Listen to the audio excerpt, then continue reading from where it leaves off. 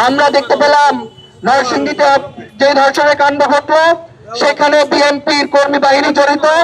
আমরা দেখতে পেলাম রামপুরাতে যেই ধর্ষণের কাণ্ড ঘটলো সেখানে পর্যন্ত বিএনপির কর্মী বাহিনী জড়িত।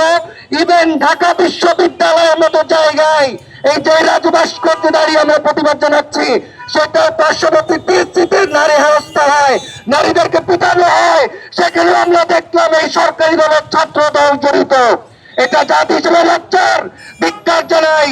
যদি আপনারা এগুলোকে নিয়ন্ত্রণ না করেন, আমরা প্রশ্ন রাখতে চাই মাননীয় প্রধানমন্ত্রী তারেক রহমানের কাছে, আপনারা কি জনগণের দায়িত্ব নিয়েছেন নাকি খুন ধর্ষণের ঠিকাদারি নিয়েছেন? একই সাথে আমরা বিরোধী দলকে প্রশ্ন রাখতে চাই, যারা জামাত ইসলাম এবং এনসিপি রামপুরাতে যে হত্যাকাণ্ড হয়েছে এনসিপির আহ্বায়ক নাহিদ ইসলামের আসনের মধ্যে, এখনো পর্যন্ত আমরা এনসিপি থেকে দৃশ্যমান কোন প্রতিবাদ দেখতে পাইনি।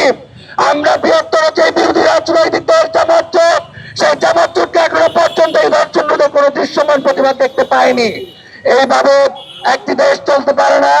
আমরা কার্যত আজকে এই প্রতিবাদ মিছিল থেকে যারা দেশের দায়িত্ব নিয়েছেন, সরকারি দল বিরোধী দল সবাই মিলে ধর্ষণ রোধে খুব দ্রুত সময়ের মধ্যে যেন ধর্ষণের বিচার নিশ্চিত করা যায় সেই কমিশন গঠন এবং তাদের দৃষ্টান্তমূলক শাস্তির জোর দাবি জানিয়ে কথা শেষ করছি।